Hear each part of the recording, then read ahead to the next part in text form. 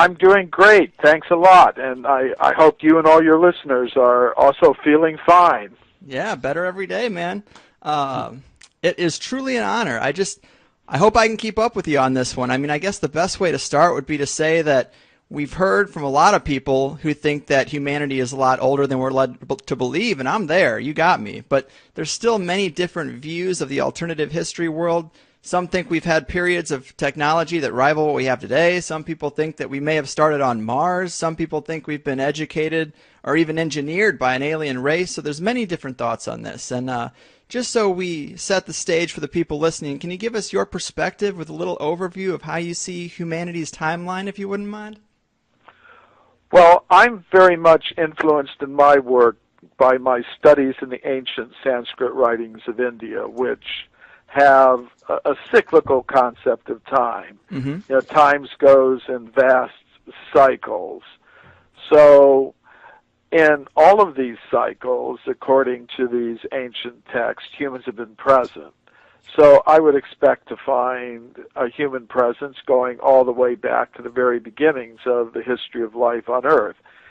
Most scientists today would say humans like us first appeared less than 200,000 years ago on Earth, and their claim is all the evidence supports that idea. But if you actually look, as I have, into the entire history of archaeology and look at all of the reports, not the ones that we see in today's textbooks, but all of them, you'll see numerous discoveries of human bones, human footprints, human artifacts going back many millions of years, all the way back to the very beginnings of the history of life on Earth. Wow. Is there any type of techniques for dating? Because I've heard like carbon dating, which is of course the most popular, most known about method of dating old things. I've heard it only works up to a certain point. Is there a technique that stretches back further, or is that misinformation?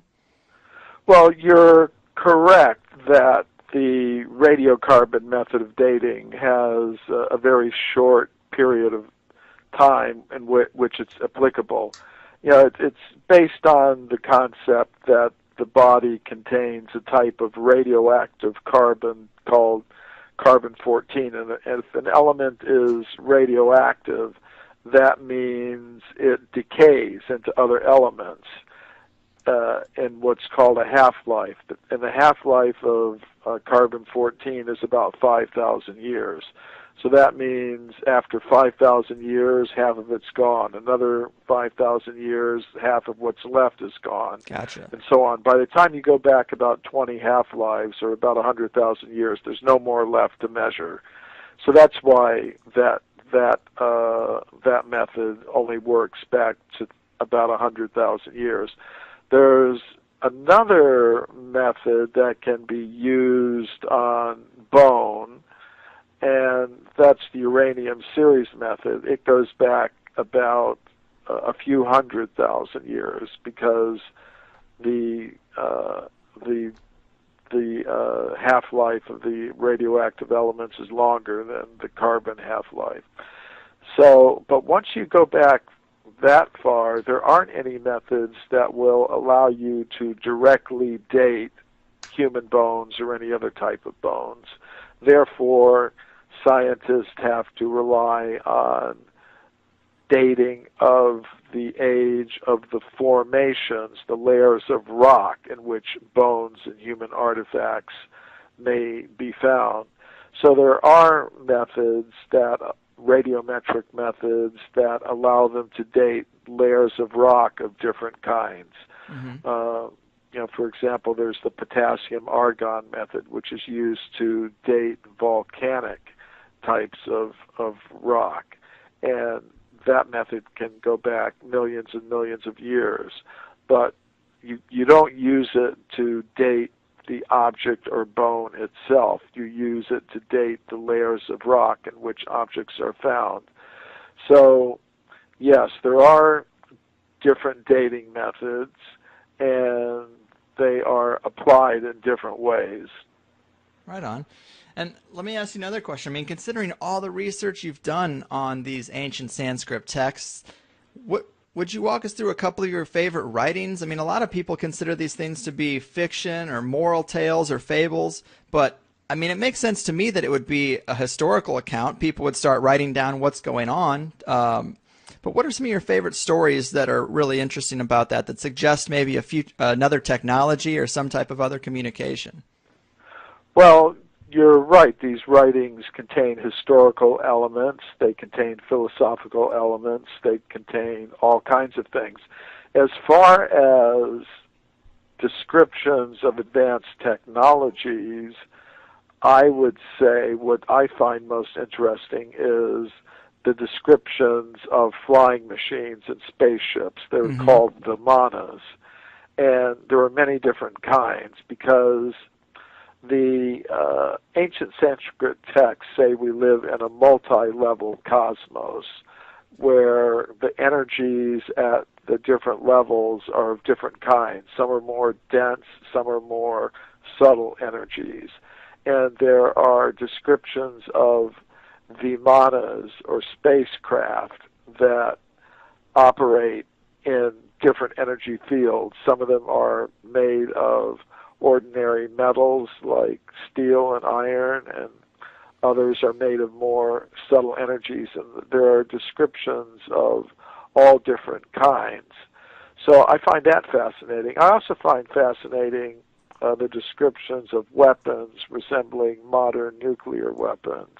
Yeah. The ancient Sanskrit texts describe a weapon called a brahmastra. And if you look at the description, it said when it goes off, when this weapon goes off, it's as if you had millions of suns all gathered together in one place. It sounds very much like what occurs when you have the explosion of an atomic weapon. And actually, I find it very interesting that Dr. Robert Oppenheimer, who was the scientist in charge of the American project to develop an atomic bomb during World War II, was, in addition to being a great physicist, was also a great student of the ancient Sanskrit writings. And when the first United States atomic bomb was tested in 1945 at Alamogordo in New Mexico, he was there in the bunker when it was set off, and when it was set off, and when that huge light lit up the sky like a million suns all in one place, he began reciting Sanskrit text from these ancient Sanskrit writings. So I think that's pretty interesting. Yeah, I had heard that before, and I always thought it was fairly cryptic, what he said. And yeah, there definitely seemed to be some type of thing he was conveying that he wasn't really saying outright. Interesting guy he was. Now, there are a lot of cultures that have ancient stories or legends that involve mating with another race or hybridization with some type of otherworldly intelligence. I mean, do you consider these to be historic accounts, or is there some hyperbole there? Well, I think there can be some truth to these things because even in modern science, we're seeing some very unusual manipulations of the reproduction patterns of different animals. There are things like interspecies embryo transfer, where they'll transfer the embryo of a creature of one species into the womb of another species, and the mother will give birth to a creature that's not of her own species. And of course, there are hybrid plants, there are hybrid animals. So I'm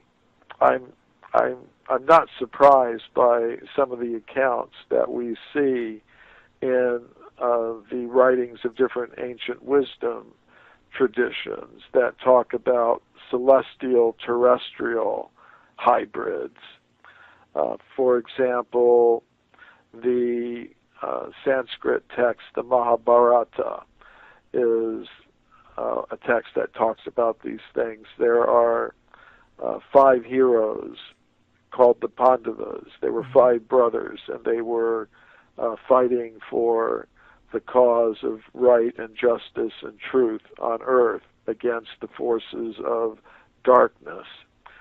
And each of these 5 brothers, their mother was terrestrial, but their fathers were extraterrestrial beings, according to the accounts. So we see this in a lot of ancient wisdom traditions. Traditionally, the Japanese emperors are said to be descended from a terrestrial mother who mated with celestial beings. So we see this in a lot of different wisdom traditions, this idea of terrestrial, celestial hybrids. And I think it's the possibility of such things is definitely there.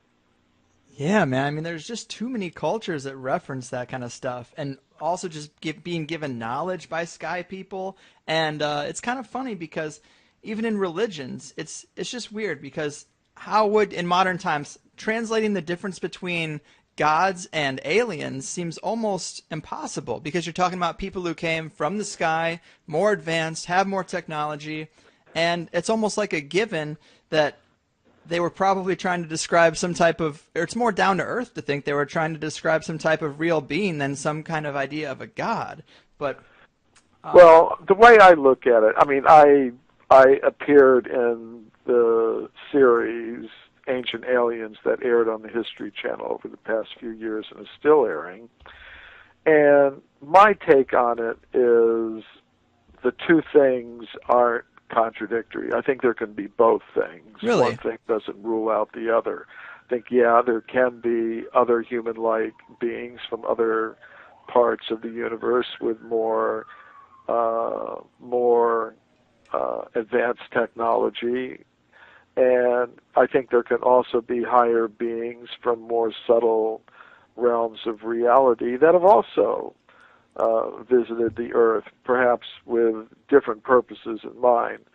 So I don't think that the idea of ancient aliens or ancient astronauts rules out the possibility that there could also be, in addition to those creatures, higher beings, gods, goddesses, some supreme conscious being. I don't think the two things are necessarily contradictory, but that's my take on it, and everybody's got to make up their own minds about these things. Mm-hmm. That's fair. Hey, Michael, Adam here. I had a question. You kind of just answered it. You talked about multi-level cosmos, which kind of says to me multiple alternate dimensions we live in and the subtle energies within those. Would those account for ghost sightings and, some paranormal UFO sightings? I would say yes. Here's the way I look at ghosts. First of all, it means we have to understand what a human being is really made of. Mm-hmm. Now, today, many scientists will say a human being or any other living thing is just a machine made of molecules, and that's all there is to it. But I think there is more to it. I think a human being is made of three things. Ordinary matter. We have a gross physical body made of the chemical elements. But beyond that, I think we have a subtle body made of mind and intelligence, subtle energies. And in that subtle or astral body, sometimes we travel out of the body. And then beyond that, there is a conscious self. And there's evidence for this, that sometimes people have out-of-body experiences. So I think a human being is made of mind, matter, and consciousness. And when I say consciousness and mind, I mean things that have their own independent existence. Many scientists would say, well, mind and consciousness, that's just some temporary byproduct of bioelectrical activity in the brain. And as soon as the chemicals in the brain are disorganized, no more mind, no more consciousness. I don't believe that. I think mind and consciousness have their own independent existence. So sometimes And I also believe in reincarnation. So here's how I would explain ghost. Sometimes when a person dies, the normal process is their gross physical form dies, but the subtle mental body and the soul or the conscious self still exist. And based on the condition of the subtle mental body, the person will get another gross physical body. But sometimes what happens is a person doesn't get another gross physical body and they're stuck. The conscious self and the subtle mental body are stuck. And then they try to take possession of another gross physical body or manipulate things, move things around and stuff like that. So they get stuck on that more subtle realm. So, yeah, I think this idea of different energy levels or different dimensions of reality and different substances that make up what a living thing actually is does go a long way in explaining phenomenon such as ghosts and other paranormal phenomena. Yeah, I think that makes sense too. And I mean, of course, you're very much into Eastern spirituality, and I've dabbled with psychedelics. I know Adam has as well, but I think both of those things lead people to that similar place of examining consciousness as something closer to the core of what a person is rather than the three-dimensional body. And for people who entertain that possibility of being that eternal energy manifesting itself in a three-dimensional reality to experience the world as this illusion of separateness, to bring it back to forbidden archaeology, it seems like such a powerful design, and to think that it would only exist on this planet for such a small amount of time, as the mainstream suggests, I mean, that seems like a waste of such a enormously complex system. I mean, you'd think it would exist on other planets for sure. Yeah, well, ideas are beginning to change a little bit, even within the world of mainstream science.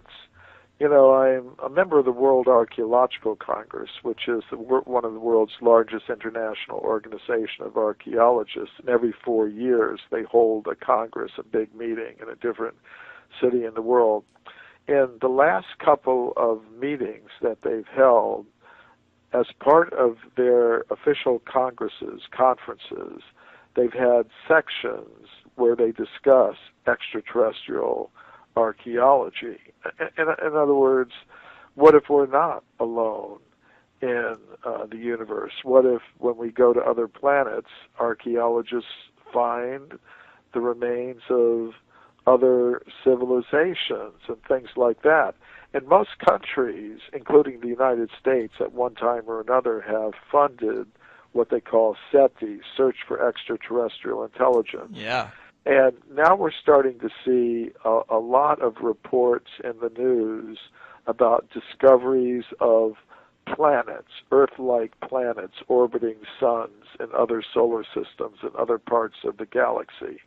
This is becoming very common. I just heard some reports just the other day in looking through the news reports.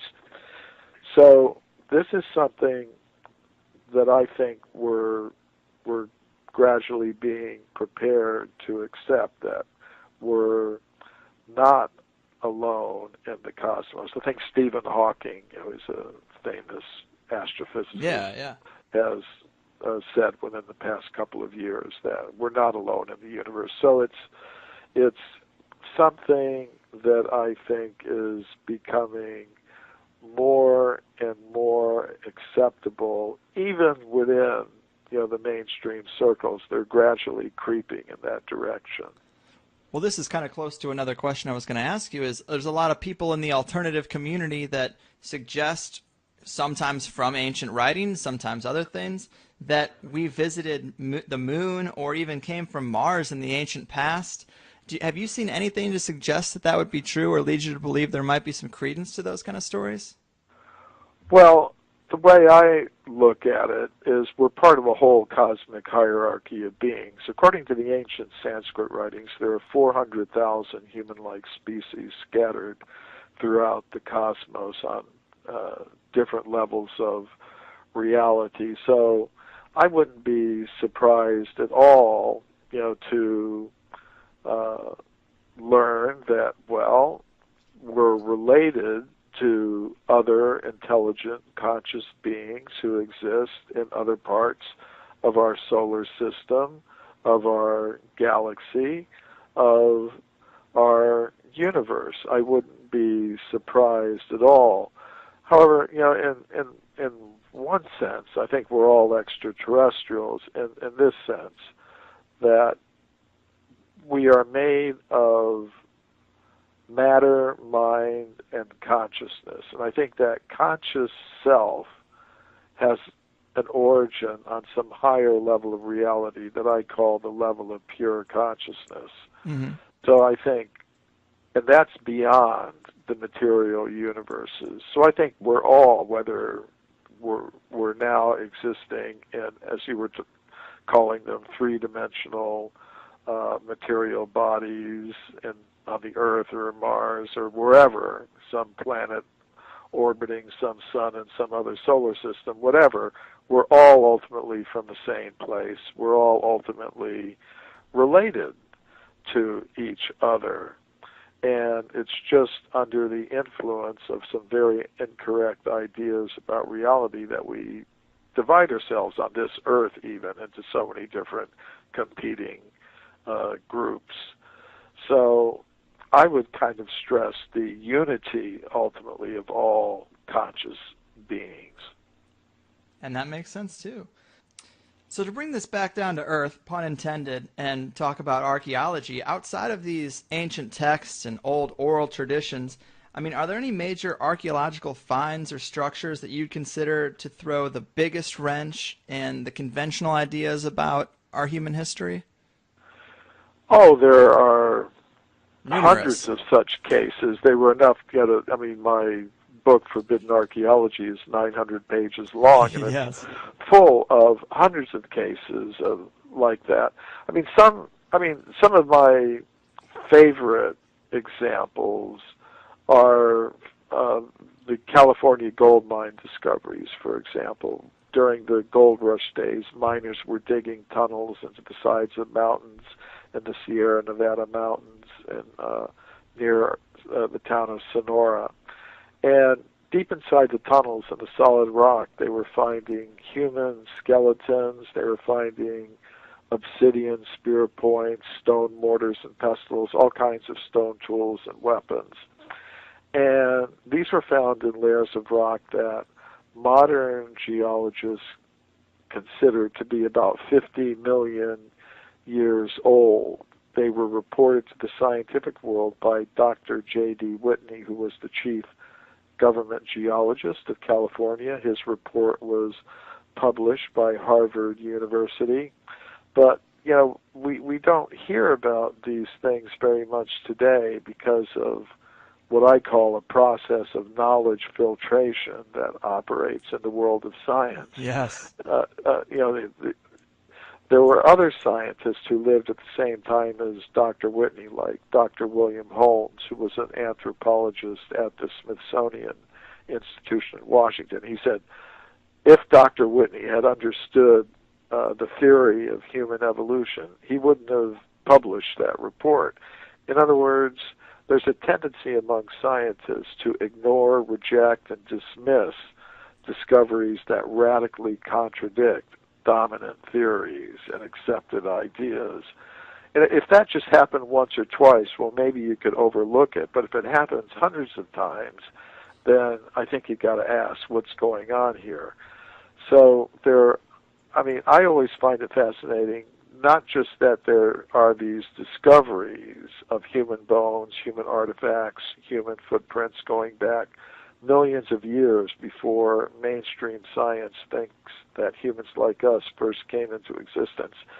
The discoveries themselves are interesting, but what's also interesting is how the discoveries are treated, this process of knowledge filtration that operates in the world of science.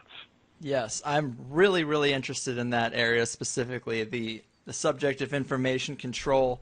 And there's different schools of thought, of course. I mean, there are some researchers in the conspiracy realm who suggest that people in control of the world today are actually members of a specific network of people that have probably been in control throughout several mass extinction level catastrophes, and then they keep this information very close to the chest and put forth structures where they will remain on top of the pyramid, and that this goes on for centuries and centuries with certain families and bloodlines. I mean, and that is far out stuff. For a lot of people, that just seems like way too hard to believe.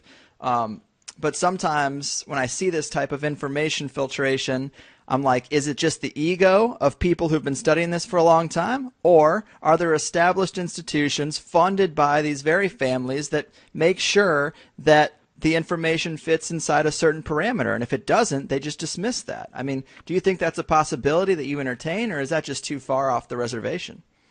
I entertain all the possibilities. I think there could be multiple things going on. Right. I mean, I think in some cases it's just human nature operating. You know, for example, if I love somebody and somebody tells me something bad about the person I love, I don't want to believe it. I may even become a little angry at the person who speaks these things. So I think some scientists are like that. They're just very much in love with their theories. When they hear something that goes against it, they just naturally respond in a protective way to what they deeply believe and love.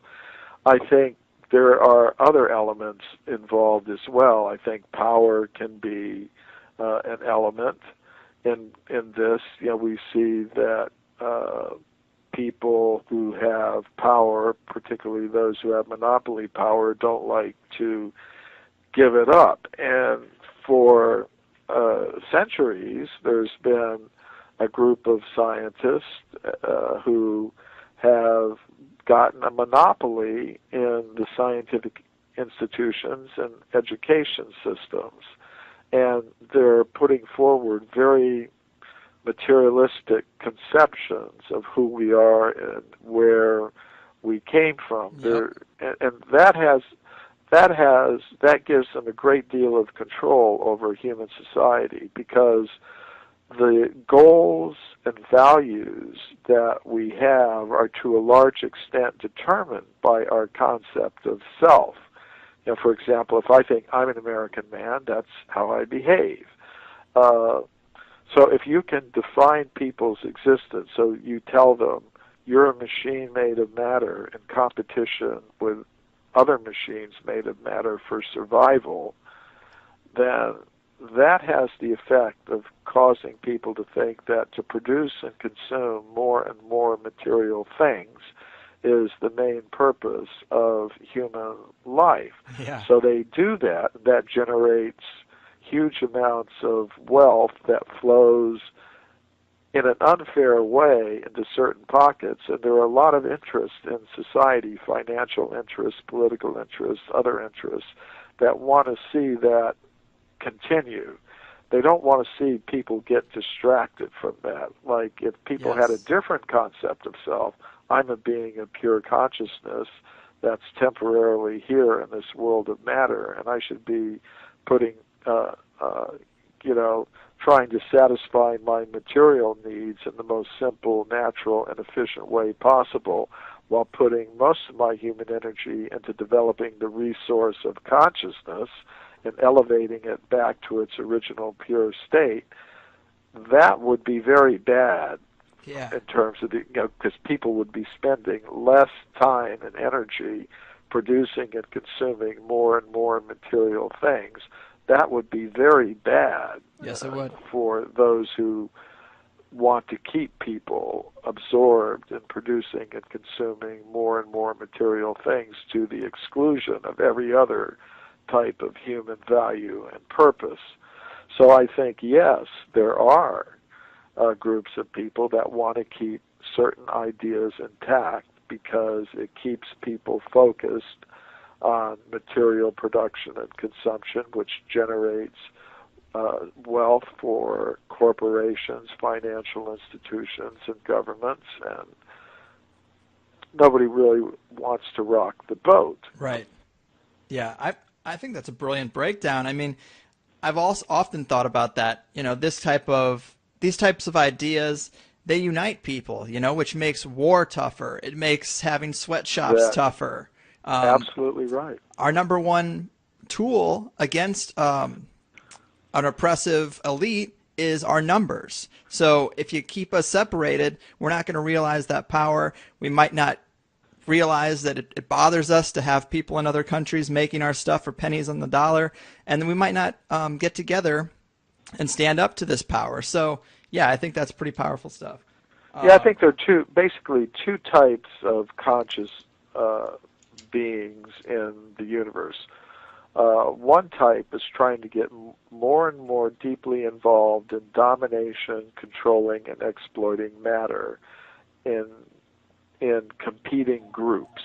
Mm-hmm. And therefore we see conflict on all levels of human society, conflict among individuals, conflict among races, conflict among classes, conflict among nations, conflict among religions. You just see it.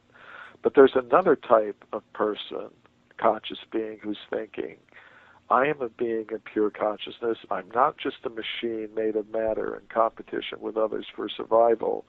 We're all beings of pure consciousness. We're all related to each other. No use in dividing ourselves into so many competing groups. And let's try to satisfy our material needs in the most simple, natural, and efficient way possible. And that would reverse a lot of the environmental degradation that we see around us. It would stop a lot of the wars and conflict that we see going on around us, and it would be better for people overall. But and I think the kind of world we live in kind of depends upon the balance between the two types of people and who's dominant. So right. In the world, the way it's set up now, those who are into the domination, control, and exploitation, and divisions, and competition, and conflict, they've got things set up for their purposes. Yeah. And those of us who are trying for something else are kind of on the margins at this point. I agree with you. To bring that back to the ancient past, some people suggest that there are many types of natural energy forces that we ignore or have been suppressed in our pursuit of oil and coal and nuclear and all these incredibly risky or dirty technologies. And it is easy to glorify and romanticize the past, but do you think there was ever a time where we may have had a more sophisticated and technologically advanced society where the balance was tilted more in the favor of probably what you or I would like in a society? Yes, I think that is true. And, of course, we have to consider, what do we mean by advance? Advance could mean simple living, high thinking. That's true. Know? Yeah.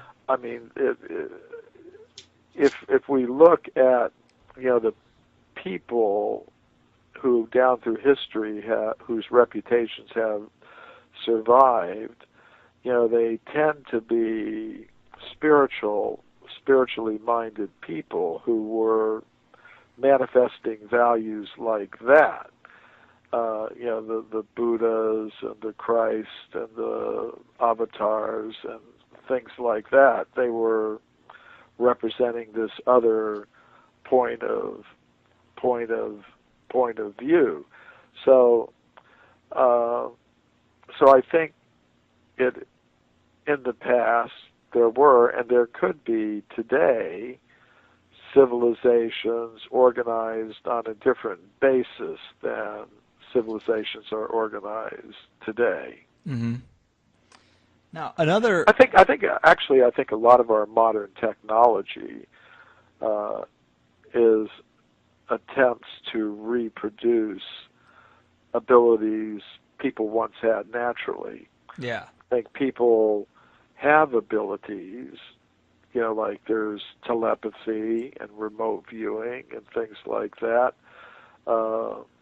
I think a lot of our technology today in terms of the internet and smartphones and televisions and things like that is our attempt to reproduce in technological form abilities that people once had naturally.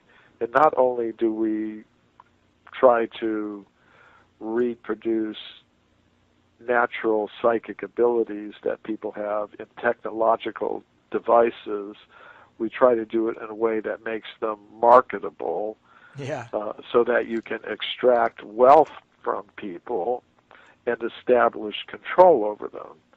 I think that's part of, you could say, the evil genius of, capitalism. Like Facebook and things like that. Now they've been able to monetize and extract wealth from people's social dealings. Right. You used to just hang out with your friends. Now you have to hang out with your friends in such a way that you're being sold to advertisers, and people are making money off your personal social activities. It's kind of an interesting bargain. Well, the world is in a weird place right now because, like you're mentioning, there are major conglomerates and corporations on the internet that are monetizing off this stuff, but at the same time, we're learning so much more than we've learned in previous generations.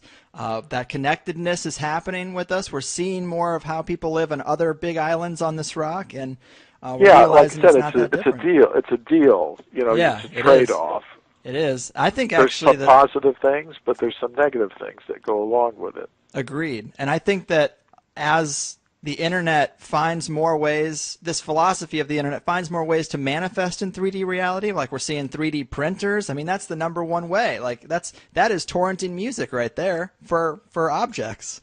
You just duplicate things. So I think we're finding ways to bring back the veil of this perceived scarcity of all of our resources that make things more expensive and make things, people can manage them for us. And we're realizing, hey, we can create stuff. Bitcoin is a way that we're doing that with the financial markets. It's pretty interesting. I'm a huge fan of, that's what this show is on, the internet. That's where people are learning about this stuff. You're not going to see this on CNN. I'm not against it, but, absolutely. I think there are different people with different interests involved. Yes. The old school of thought is those old power brokers are still trying to find a way at the same time to weasel in on our territory and benefit from it. It's definitely a strange give and take, and we're lucky to be alive during this. It's pretty wild. Yeah, this is a battle that's gone on since times began. Like there've always been the two types of conscious beings: those striving to become more and more deeply involved in dominating, exploiting, controlling matter, and those that are looking to develop consciousness. So it's been going on since time began. Nothing new about it. We're just getting our particular version of it today. Yeah. Hey, Michael, how important is humankind in the role of all of this, in the role of the universe? Well, it's very interesting. In the human form, we're at a crossroads. We can go either way.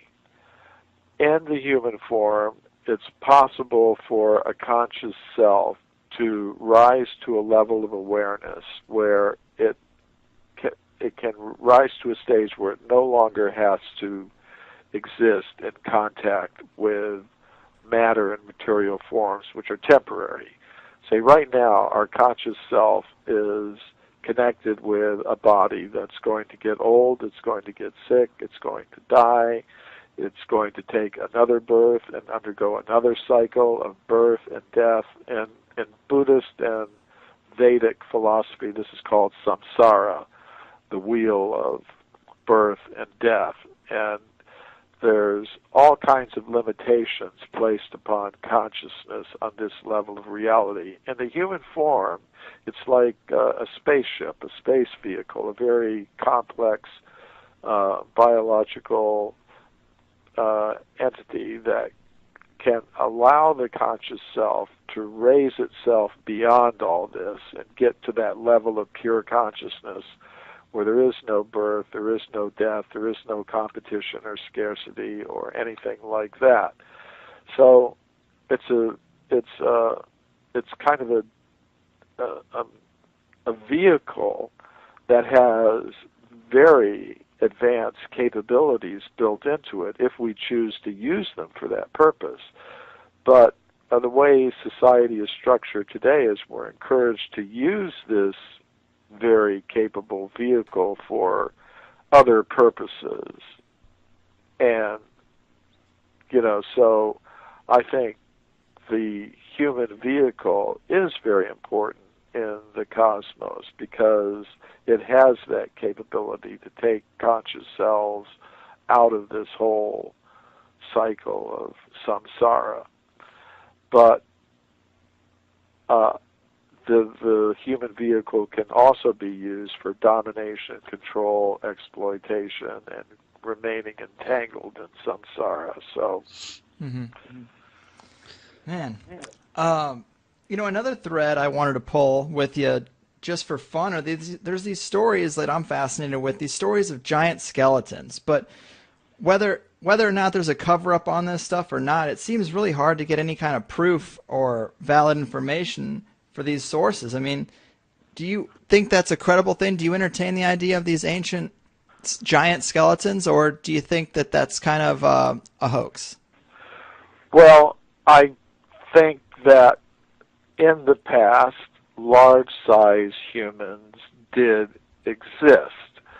And even as part of ordinary science, that before 5 or 10,000 years ago, most living things were bigger than they are today. The animals were bigger, the plants were bigger. I live in California. You go into the Sierra Nevada mountains, you can see the California redwood trees, and they're huge. Some of them are over 300 or 400 feet tall. The trunks are so big, sometimes they make roads that go through the trunks of these trees.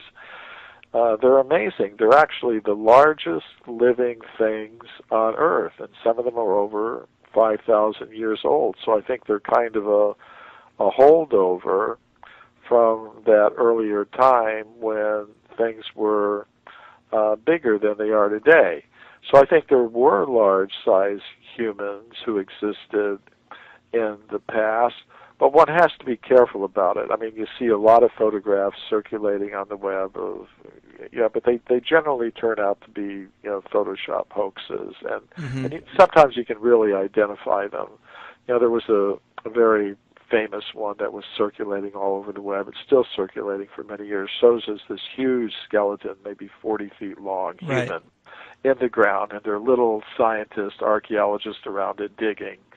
So I kind of noticed from the bones of the skeleton, you can see the shadows, and from the shadows you can tell where the sun was. The sun was high into the rear.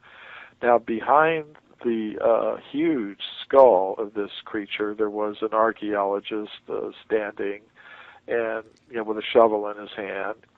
And according to where the sun, the light source was, he should have been casting a shadow across the skull. But he wasn't. So that kind of tipped me off. This is a Photoshop job, and somebody just wasn't careful enough in doing what they're doing. But I think there is evidence that you have to search it out very carefully. But I think there is evidence that giants were existing. And one of the interesting discoveries that was reported in scientific journals starting in France in the latter part of the 19th century, there were some discoveries made at a place called, trying to remember what it was called Castelnau in France. It's a place near the town of Montpellier in France.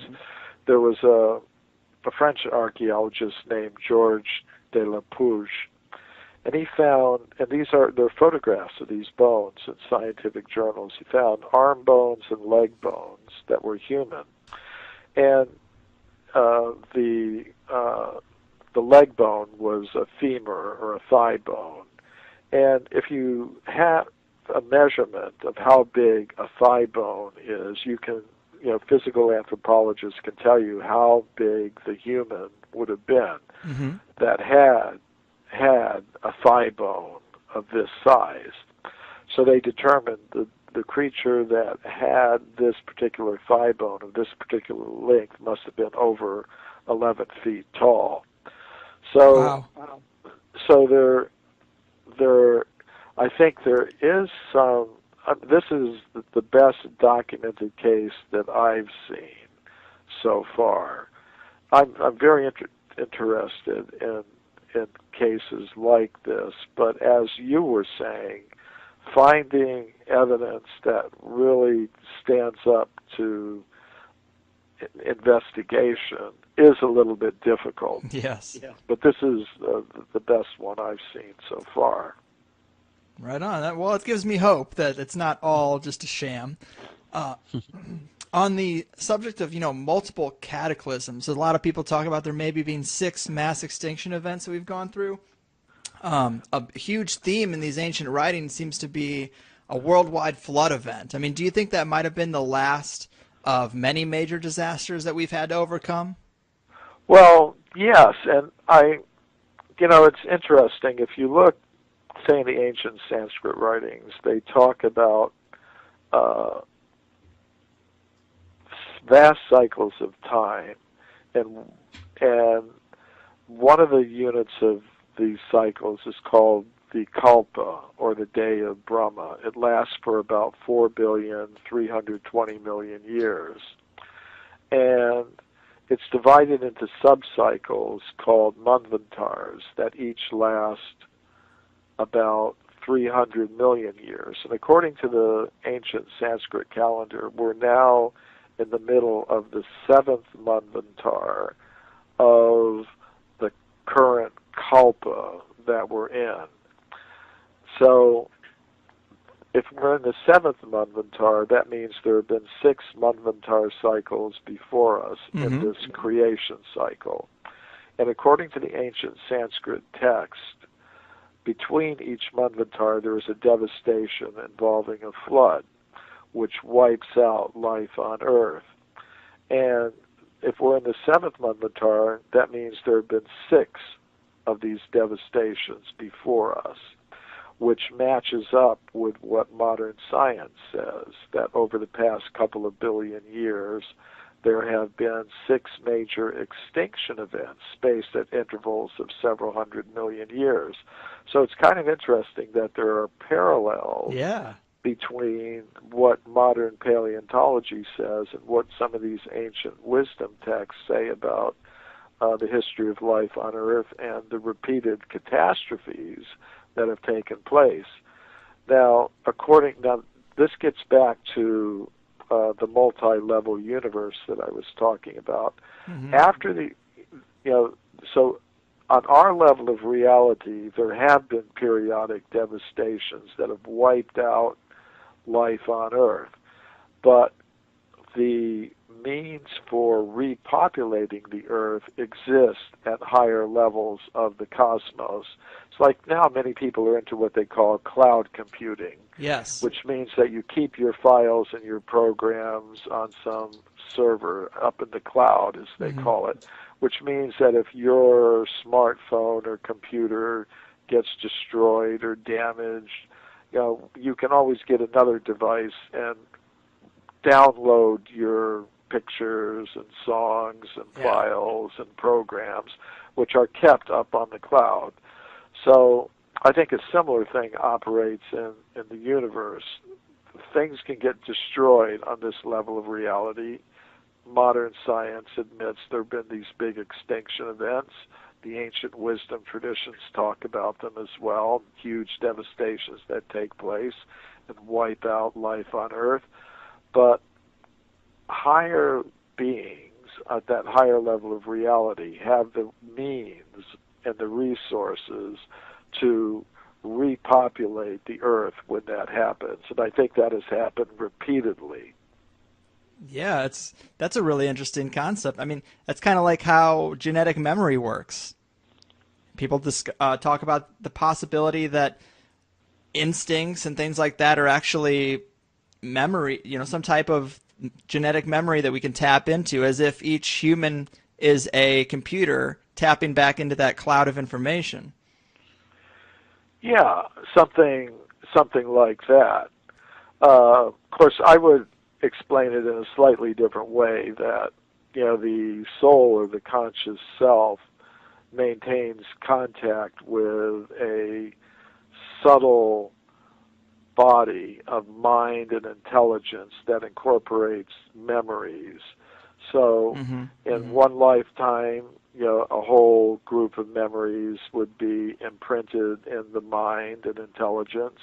And when, at the time of death, the soul leaves the body, it goes with the subtle body of mind and intelligence, so that over many, many lifetimes it accumulates.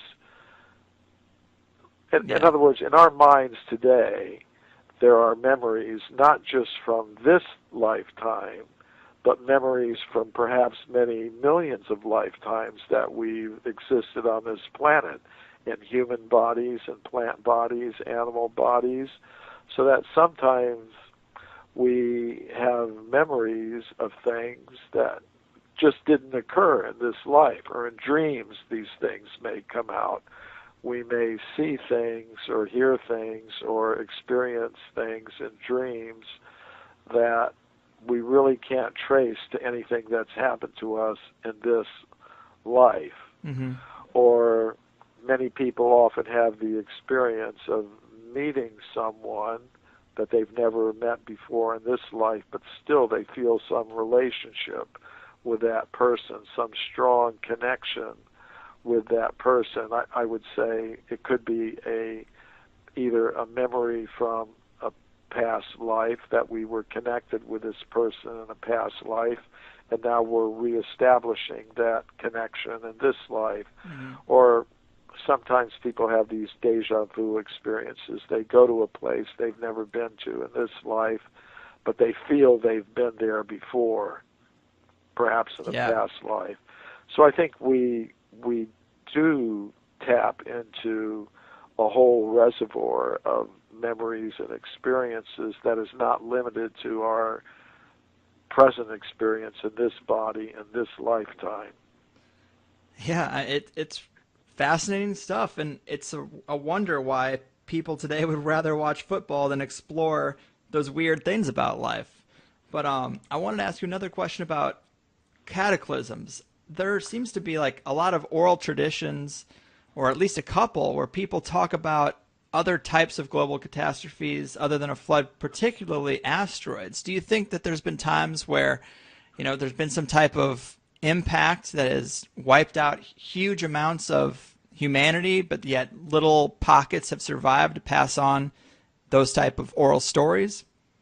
Absolutely, and I think it's a kind of evidence that can help us show how long humans have actually been on this planet. And I think it was just last year that people in Russia, saw this huge meteor go streaking across the sky.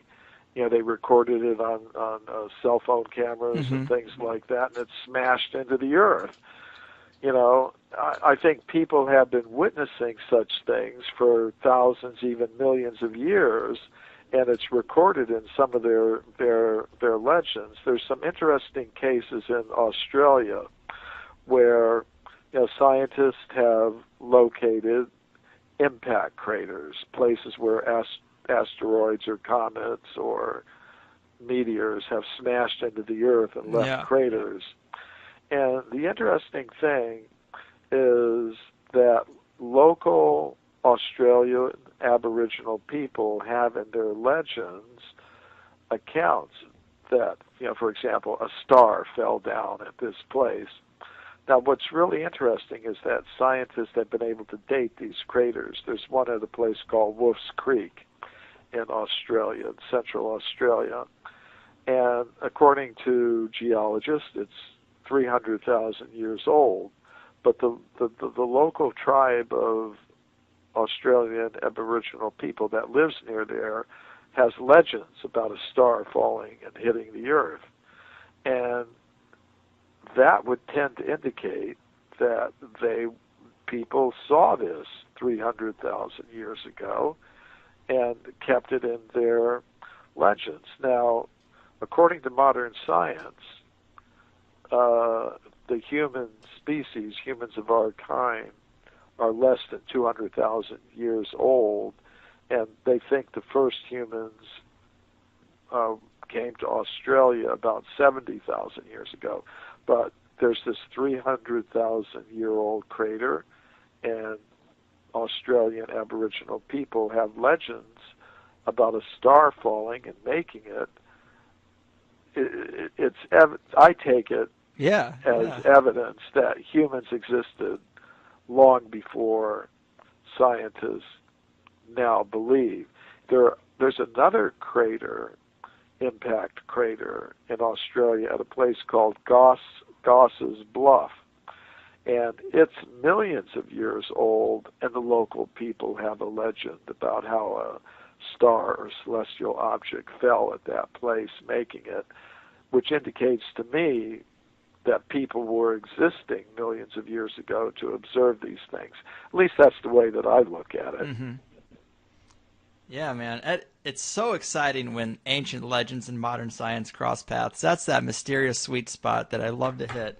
But, man, that pretty much does it for us. I could bounce questions off you all day. You're a fascinating guy. Thanks for doing this. I mean, would you like to tell people a little bit about your website and what you got going on now? Okay, the main website for people interested in my work is mcremo.com, mcremo.com, and there they can find my schedule of lectures and interviews. They can also find information about all of my books, like Forbidden Archaeology, where I talk about the archaeological evidence for extreme human antiquity, my book Human Devolution, in which I get into some of these things that are related to consciousness and extraterrestrial life and the interactions of humans and extraterrestrials.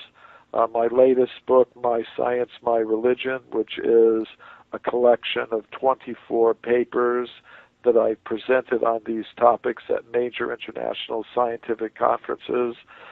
So information about these books can be found on my website, mcremo.com. I also have a Facebook page, Michael Cremo, it's really me, and I can be followed on Twitter at Michael Cremo. So according to these ancient texts, humans have been present. So I would expect to find a human presence going all the way back to the very beginnings of the history of life on Earth. Most scientists today would say humans like us first appeared less than 200,000 years ago on Earth, and their claim is all the evidence supports that idea. But if you actually look, as I have, into the entire history of archaeology and look at all of the reports, not the ones that we see in today's textbooks, but all of them, you'll see numerous discoveries of human bones, human footprints, human artifacts going back many millions of years, all the way back to the very beginnings of the history of life on Earth. Wow. Is there any type of techniques for dating? Because I've heard like carbon dating, which is, of course, the most popular, most known about method of dating old things. I've heard it only works up to a certain point. Is there a technique that stretches back further, or is that misinformation? Well, you're correct that the radiocarbon method of dating has a very short period of time in which it's applicable. You know, it's based on the concept that the body contains a type of radioactive carbon called carbon-14. And if an element is radioactive, that means it decays into other elements in what's called a half-life. And the half-life of carbon-14 is about 5,000 years. So that means after 5,000 years, half of it's gone. Another 5,000 years, half of what's left is gone. Gotcha. And so on. By the time you go back about 20 half-lives, or about 100,000 years, there's no more left to measure. So that's why that method only works back to about 100,000 years. There's another method that can be used on bone, and that's the uranium series method. It goes back about a few 100,000 years because the half-life of the radioactive elements is longer than the carbon half-life. So, but once you go back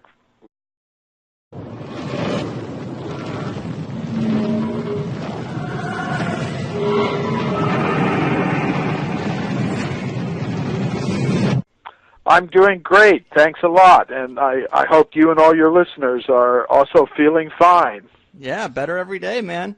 It is truly an honor. I hope I can keep up with you on this one. I mean, I guess the best way to start would be to say that we've heard from a lot of people who think that humanity is a lot older than we're led to believe, and I'm there. You got me. But there's still many different views of the alternative history world. Some think we've had periods of technology that rival what we have today. Some people think that we may have started on Mars. Some people think we've been educated or even engineered by an alien race. So there's many different thoughts on this. And just so we set the stage for the people listening, can you give us your perspective with a little overview of how you see humanity's timeline, if you wouldn't mind? Well, I'm very much influenced in my work by my studies in the ancient Sanskrit writings of India, which have a cyclical concept of time. Mm-hmm. You know, time goes in vast cycles. So in all of these cycles, writings, I mean, a lot of people consider these things to be fiction or moral tales or fables, but I mean, it makes sense to me that it would be a historical account. People would start writing down what's going on. But what are some of your favorite stories that are really interesting about that suggest maybe another technology or some type of other communication? Well, you're right. These writings contain historical elements. They contain philosophical elements. They contain all kinds of things. As far as descriptions of advanced technologies, I would say what I find most interesting is the descriptions of flying machines and spaceships. They're Mm-hmm. called vimanas. And there are many different kinds because the ancient Sanskrit texts say we live in a multi-level cosmos where the energies at the different levels are of different kinds. Some are more dense, some are more subtle energies.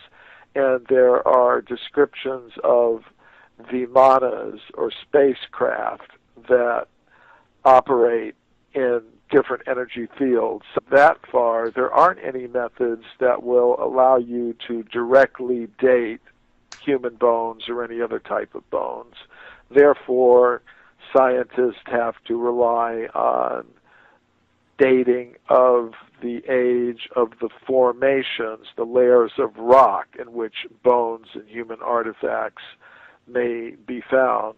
So there are methods radiometric methods that allow them to date layers of rock of different kinds. Mm-hmm. For example, there's the potassium-argon method, which is used to date volcanic types of rock. And that method can go back millions and millions of years. But you don't use it to date the object or bone itself. You use it to date the layers of rock in which objects are found. So, yes, there are different dating methods, and they are applied in different ways. Right on. And let me ask you another question. I mean, considering all the research you've done on these ancient Sanskrit texts, would you walk us through a couple of your favorite